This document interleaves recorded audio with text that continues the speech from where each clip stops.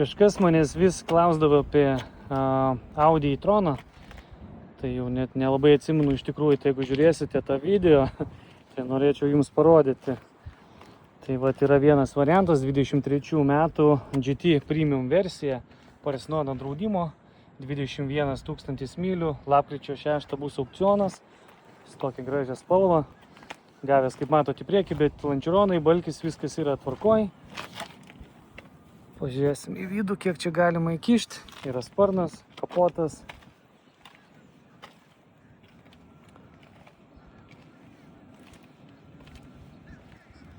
Šonas sveikas, galas taip pat visiškai sveikas.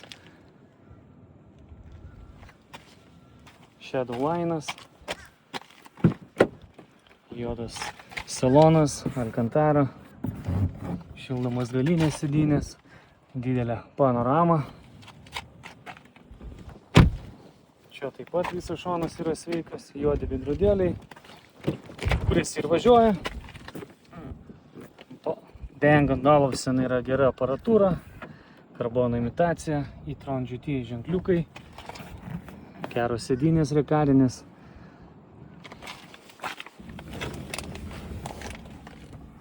Čia gražiai atrodo. Raktai yra ofise, tai negaliu užvesti. Šildomos šaldomos sėdynės.